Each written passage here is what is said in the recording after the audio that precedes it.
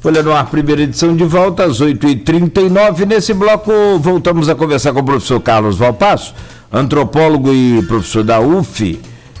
Arnaldo, nesse contexto que a gente vem abordando aqui com o professor, agora a gente fala sobre esse cronograma da educação, que é um caso muito sério. Inclusive, lá em Manaus, as aulas foram suspensas em alguns colégios. Nos Estados Unidos também, depois de 100 mil novos casos da Covid-19 em crianças, jovens, adolescentes e jovens, as aulas foram suspensas também em vários estados e se discute muito o retorno das aulas. No sábado, inclusive, eu acompanhava aqui o programa Papo Cabeça com o Fabiano Rangel, do Colégio Riachuelo, e ele fez uma pesquisa, assim como o São João da Barra, Arnaldo Neto e o professor Carlos Valpasso. Também a maioria dos pais conscientes daquilo que está realmente de fato acontecendo não quer que volte às aulas agora. Pelo menos 85%, né, aqui nessa pesquisa do Fabiano Rangel, do Riachuelo, né, revelou sábado aqui que 85% dos pais preferem não voltar agora. Então, é um momento de discussão muito delicado também. Arnaldo, voltamos aí com você. Eu acho que esse é o gancho para o professor comentar, essa questão da educação. Professor, você que atua no ramo mais da questão universitária, onde já são adultos e seriam mais conscientes, se teve a possibilidade de uma flexibilização, e como que você vê essa discussão de retomada das aulas no país em todas as áreas, seja para a educação infantil até o ensino universitário? Essa questão é crucial. A educação, ela tem um componente de amadurecimento que encontra na convivência, no compartilhamento de experiência, no convívio, um ponto fundamental, né? Então você não imagina, a gente não tem como calcular a relevância da convivência escolar para uma criança, né, em desenvolvimento. Porém, há questões a serem discutidas com relação a esse retorno. Porque muitas vezes se fala do retorno, de que as crianças precisam voltar. A criança, ela não brota na escola, ela não sai de casa e brota dentro da escola. Quando você fala em retomar as atividades escolares, você está falando de um fluxo urbano, né? Significa deslocamento, muitas vezes ônibus, carro, né? Isso aí já é um problema numa situação de contágio como essa que a gente vive. Além disso, tem uma outra questão. Esse retorno, onde foi feito, ele não é da mesma forma, né? Então você não vai colocar mais 30 crianças numa sala de aula. Você vai colocar as crianças espalhadas, com um certo distanciamento, o que significa que não serão todas as crianças que vão retornar, né? E aí isso gera um problema. Qual é a questão central? É que você tem um professor, né? Você tem um professor que ele está dando aula para um grupo presencialmente, e é bem provável que ele tenha que dar essa mesma aula ou acompanhar os alunos que não foram para a aula presencial. Então a jornada do professor vai duplicar. Ele vai ter que trabalhar presencialmente e vai ter que trabalhar remotamente. Tem outras questões relativas a isso que dizem que são cruéis, né? A nossa educação revelou o seguinte: o acesso aos meios de comunicação, ele é muito discrepante. Então você tem colégios em que as crianças estão assistindo aula com aparelhos de televisão de 42 polegadas ou maiores, né, conectados ao computador, sentados em poltronas confortáveis, etc. E você tem pessoas que não têm um dispositivo de comunicação disponível. Então você tem famílias que estão compartilhando um único aparelho celular, quando isso é possível, né? 3, 4 filhos para ter aula com um único aparelho celular. Então, o que ficou de efeito foi essa demonstração das desigualdades que a gente tem, e muita gente foi absolutamente prejudicada no acesso à educação. Foi impedida, porque não tinha os meios para entrar em contato. Há formas de você reduzir isso, né? Alguns tentativas são feitas, por exemplo, você colocar o ensino por televisão, como já era feito antes, mas mesmo assim você pode, uma família mais numerosa pode não ter aquilo ali disponível para 3 filhos, né? Então você tem várias questões relativas a esse retorno. E no que diz respeito ao ensino universitário, a gente pode falar aqui da realidade local, né? Vamos falar de campus. No instituto onde eu trabalho, o ESR, na UF Campus, você tem 6 cursos de graduação, e os estudantes, eles não são todos de campus. Uma parcela muito grande vem de fora. A mesma coisa acontece na UENF, no IFE, e em outros casos. Basta você lembrar como é que era o entorno das instituições de ensino superior, né? Sempre com ônibus estacionados esperando para voltar para os municípios. Isso aqueles que voltam, que podem fazer essa migração pendular diária, né? Mas você tem ali um fluxo muito grande de pessoas. Falar em retornar, né, significa botar todo mundo em movimento. E não parece a coisa mais prudente, pelo menos para esse momento. Várias universidades federais adotaram um ensino remoto como uma forma de conter e anunciaram que vão retomar apenas, presencialmente, apenas quando tiver algum mecanismo efetivo de controle, como uma vacina, porque a exposição que se tem é muito grande. Ao mesmo tempo, você tem as demandas urgentes dos alunos que querem se formar, né, que precisam se formar, né? Então, inclusive alunos que vão atuar na área de saúde. E aí começa uma série de discussões extremamente complexas, porque existem as normativas do ensino superior que dizem respeito à quantidade de horas de estágio, quantidade de horas de disciplinas práticas, e as disciplinas práticas estão sendo muito dificultadas, né? Há disciplinas que você consegue transpor para esse ambiente remoto, para essa interlocução à distância, e há outras que não, né? Que a pessoa precisa tocar, que a pessoa precisa sentir. Isso é fundamental em algumas áreas de formação, né? Você precisa ter o domínio do instrumental, ter o domínio daquilo que você daquilo onde você vai exercer a sua atuação. Então, há desafios enormes, né? E a gente ainda não tem um cenário definido sobre como isso vai se dar, porque há um desejo legítimo de que as coisas retornem, há uma importância muito grande do convívio, mas ao mesmo tempo a gente tem um risco enorme, né, de prolongar. A gente pode intensificar, né, é uma possibilidade, o contágio, ou a gente pode simplesmente prolongar a duração dessa pandemia. A gente está trabalhando com a ideia de que vai ter uma vacina, né? Tudo indica, né, que esses esforços vão render resultados, né, em relação à vacina. Mas a gente não sabe ainda quando, nem quando todo mundo vai ter acesso a essa vacina. Então é uma questão de manter uma perspectiva de cuidado. Acho que cuidado é uma palavra muito forte para o momento, né, muito adequada. É a dimensão dos impactos e dos riscos que estão nesse cenário. Fazer abrir um parênteses aqui da nossa entrevista, só para trazer uma notícia que está no Folha 1 agora, né, e que já tem repercutido aí em grupos e tudo, de 2 vigilantes assassinados dentro do IFE Guarulhos, né, uma situação que assusta muito a gente.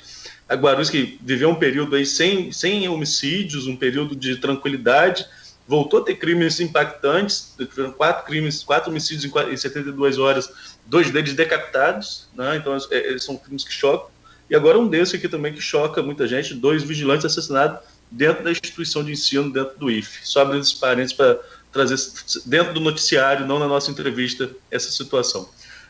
Valpassos, a gente estava falando aqui dessa questão da educação, e tem 2 perguntas do WhatsApp que eu vou trazer já e a gente vai falar sobre o cenário eleitoral tudo até às 9 horas, tem um pouquinho de tempo, mas do bloco anterior a gente estava falando sobre essa questão de negacionismo, tudo isso. Existe também no indivíduo uma questão muito... seria uma vaidade extrema nesse momento, sobretudo com as redes sociais. Vou explicar por quê. Eu estava ontem comentando aqui que o Estadão teve que fazer uma matéria para justificar que é fake, que as vacinas são para incluir chips nas pessoas, para rastrear as pessoas. Nós vivemos num mundo de rede social que tudo é perfeito, todo mundo tem inveja de todo mundo. A pessoa não tem nada na vida, mas é invejada nas redes sociais. Né? Não julgando ninguém, mas a gente vê isso no dia a dia. A questão das vacinas não é se achar demais que todo mundo quer rastrear a gente, sendo que nossos dados estão aí expostos para banco, para e-mail, para as redes sociais, a gente já dá nossos dados todos para todos os sistemas e achar que precisa de uma vacina para rastrear a nossa vida. Será que é ignorância ou será que é também isso de se achar importante demais que precisa ser rastreado por todo mundo? Posso acrescentar um item aí no rastreamento? Sim.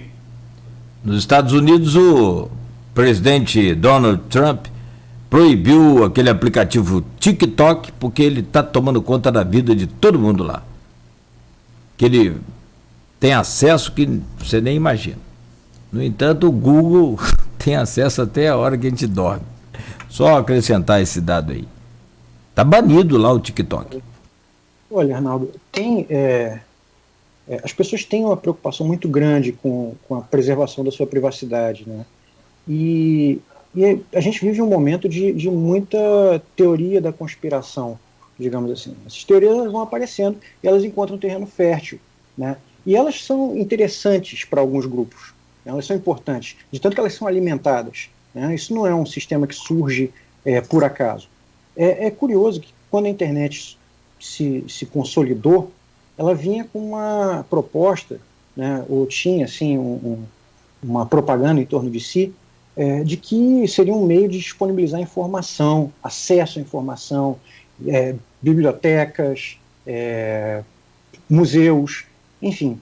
E o que a gente vivenciou foi a utilização sistemática, né, da internet como meio de propaganda falsa, né, propaganda que atende a alguns interesses.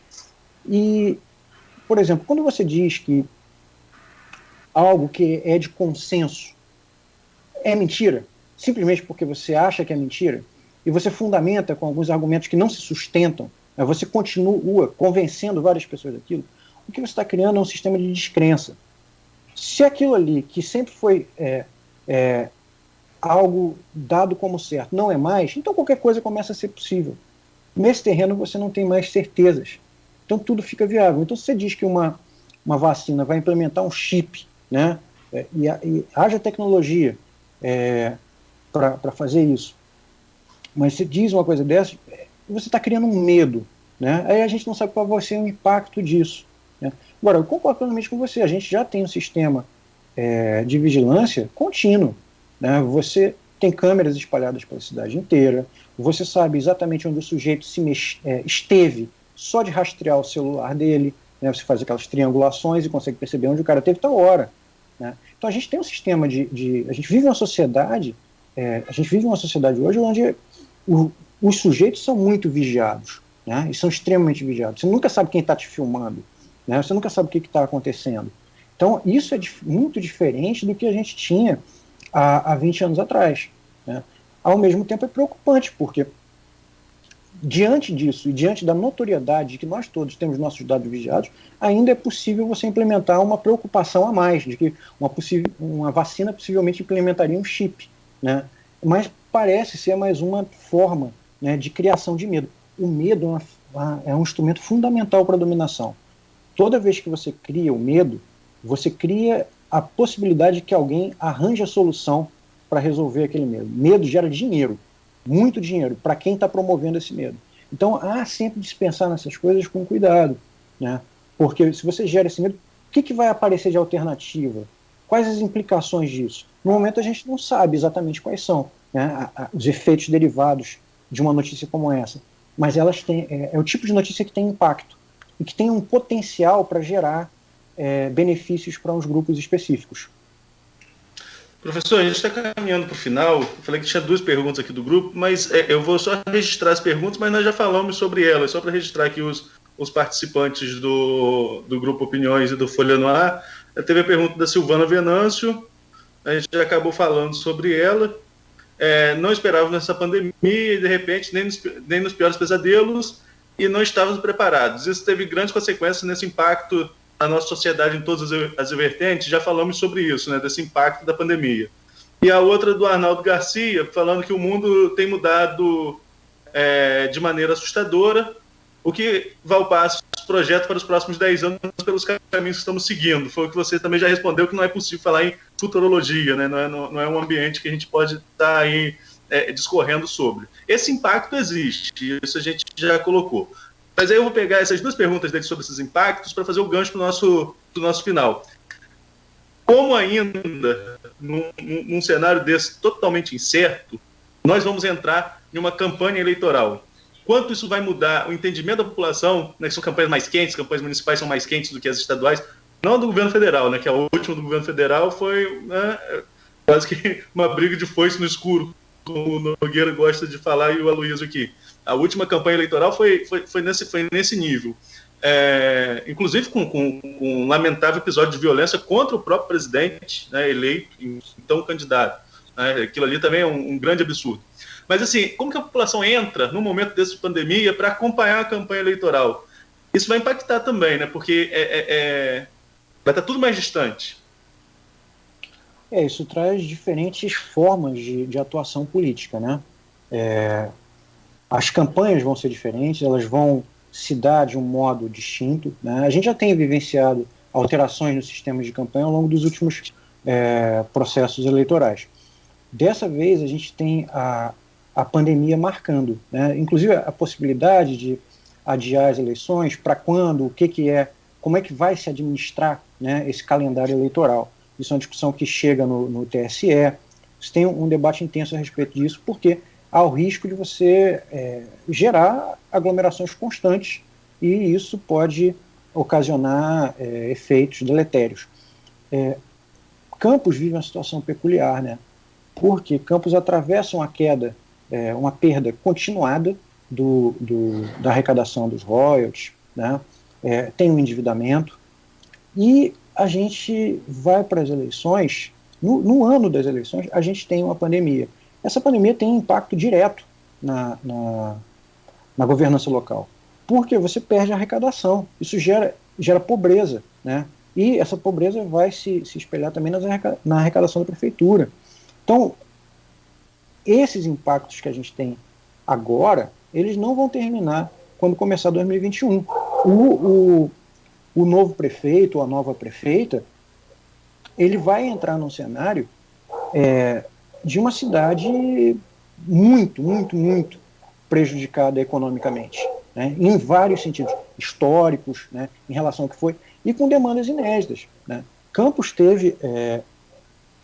sofreu muito com essa pandemia, né, e a gente tem os impactos disso em vários setores, né, muita gente desempregada, a nossa população em situação de rua aumentou sistematicamente, né, você pode olhar em vários pontos da cidade, as pessoas que estão, e são pessoas mais vulneráveis, inclusive à doença, né, você tem uma situação muito delicada para Campos, e um futuro já previsto de situação econômica drástica, né, cruel, eu acho que seria um bom adjetivo, porque não teremos abundância, né? A pessoa que assumir a cadeira da prefeitura, ela não vai jogar com uma situação favorável, ela vai trabalhar com uma situação de muita dificuldade.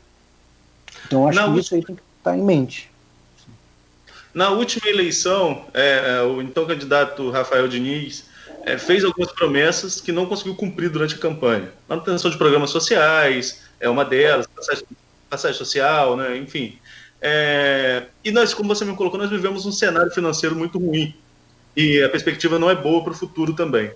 Qual vai ser o perfil do candidato, na sua opinião, com chances de ganhar? Aquele que trabalhar no campo das promessas e que não pode ser cumpridas, ou aquele que, embora não seja eleitoralmente muito atrativo, que mostre a realidade, ele seja um candidato mais claro, falando, olha, a situação é essa, não vai dar para fazer isso, o que eu vou poder fazer é isso. Você acha que esse candidato mais claro, esse candidato que mostra a realidade financeira, ele tem chance num cenário eleitoral que no momento desse de disputa as pessoas querem, ou no momento desse de disputa, as pessoas querem mais as promessas?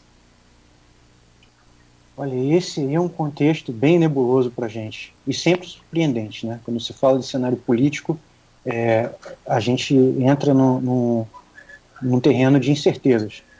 E nesse cenário que a gente apresenta aqui hoje, né, A gente tem diferentes candidatos, mas muito do que a gente tem presente é derivado de um passado político estabelecido em Campos há mais de 3 décadas, né? Então a gente vai ter o maquinário que já se tem, ele é fundamental. O maquinário que eu digo é todos os componentes que constituem o capital político de uma determinada pessoa, né? O seu passado, a sua atuação, os seus eleitores já fiéis, tudo isso vai atravessar. E a gente pode ter também questão de um novo candidato, uma nova candidata que consiga, né, apresentar um discurso convincente para a população. Agora, nenhum candidato ele pode até prometer, né, que ele vai fazer muitas coisas, que vai se esforçar, ele pode ter sucesso, mas ele não pode dizer que ele não vai lidar com dificuldades, né? As dificuldades estão dadas já. O governo atual não terminou, não teve seu período encerrado, mas as dificuldades para a próxima gestão elas já estão colocadas na mesa. Então, vai ser exatamente uma balança entre aquilo que se deseja, né, e aquilo que vai ser viável, né? E, ao que tudo indica, o que se deseja vai ficar bem abaixo do que vai ser possível, né? Então, é um momento delicado demais para a cidade. Agora, analisando o tabuleiro, Valpasso, como que você projeta essa eleição? Você acha que é uma eleição em turno único, em 2 turnos? No atual cenário, quem você vê com mais chances de chegar ao segundo turno, caso acredito que tenha esse segundo turno? A gente tem os componentes tradicionais da política de Campos, né, que são esses que eu falei que já tem mais de uma década, mais 2, 3 décadas de presença, se não própria, familiar. Então, essas correntes políticas em Campos, elas têm maior chance de destaque. Um cenário de decisão no primeiro turno, aqui é uma especulação, né, mas ele parece mais improvável, porque essa é uma decisão mais incerta, essa é uma eleição mais incerta. O cenário foi muito negativo, né? O contexto é muito negativo economicamente, então você vai ter o atual prefeito, ele tem uma dificuldade para fazer uso, né, do seu cargo atual, né? Ele foi impedido ali de fazer diversas coisas, né? Ele teve barreiras de atuação. Então, isso aí, obviamente, limita a capacidade dele de propaganda, de promessa. E você tem os outros que não foram ainda tocados por isso, porque eles não estavam no cargo. Isso gera um diferencial para a eleição de 2020. Ok, Nogueira. É isso, né? Muito bom poder conversar com o professor Carlos Valpasso, uma opinião técnica e com profundo conhecimento. Aliás, o seu blog está hospedado também, ou é uma coluna na Folha da Manhã, né, professor? Articulista. Escreve todo sábado e um dos artigos, eu leio todos, né, porque eu que edito a página de opinião, mas assim, hoje eu não estou lendo mais o Globo impresso e tenho que voltar a assinar o digital porque a gente precisa estar informado, só estou lendo a versão online. Mas tinham 2 artigos que eram aguardados até lá na redação entre alguns colegas. Era do Léo Avessa no Globo, né, e no dia seguinte os Valpassos na Folha, porque são artigos realmente muito fundamentados. O Valpasso uma vez escreveu um artigo que ele escreveu todo o artigo usando trechos da música de Engenheiros do Havaí. Esse eu compartilhei até no meu Facebook, que eu achei sensacional, é um excelente articulista. Me lembro. Eu fiquei na dúvida entre o articulista e o blogueiro. Mas obrigado pelo esclarecimento, Arnaldo. Parabéns, professor, pelo excelente trabalho. Obrigado aí, né, pela participação aqui no programa. Acrescenta aí muito conteúdo que o senhor traz. Um grande abraço, um bom final de semana. Espero revê-lo em breve, mas dentro do normal. Esse negócio de novo normal aí, eu tô fora. Assim desejamos, gente. Foi um prazer, uma ótima conversa. Obrigado, Arnaldo. Obrigado, Cláudio. E um grande prazer estar com vocês. Tá legal. Arnaldo, então, um abraço. Bom final de semana também. Vai descansar, não é? Vamos lá. Falei. De amanhã. Falei semana passada. Tem edição impressa da Folha da Manhã, então já começamos a edição, já vamos começar a edição agora, já, daqui a pouquinho. Eu falei isso semana passada também, a Luiz falou, vou descansar, você sabe. O trabalho é dobrado, mas a competência é o suficiente para tal. E sobra. Um grande abraço, então, bom final de semana. Semana que vem. Abraço, Danilo. Bom final de semana a todos os ouvintes. Obrigado, Valpasso, pela disponibilidade. Até a próxima. Semana que vem você está de folga aí, nossa, né? Está livre de nós. E nós vamos sentir. Pode ser que sim, não sabe, né? Claro. Mas nós sentiremos sua falta, com certeza. Até porque vamos ter que pegar no pé de Aloysio, se o Flamengo continuar perdendo, né? Bom, são 9h é mais difícil, né? Porque compromete o emprego, né, Beto? São 9h05. Arnaldo Neto, um bom final de semana. Aos ouvintes, ao pessoal que nos acompanha no Face, muito obrigado. É bem claro que respeitamos a opinião de cada um, né? Respeitamos aí o posicionamento de cada um, mas acima de tudo, né, o que a gente mantém aqui é esse espaço aberto para que se coloque essa opinião, para que se, né, exponha esse pensamento de forma bem respeitosa, né? Cumprindo aí a coisa de forma respeitosa. Um bom final de semana a todos, mas não desligue o rádio, continue aqui na Folha FM 98,3, porque tem muita música a partir de agora.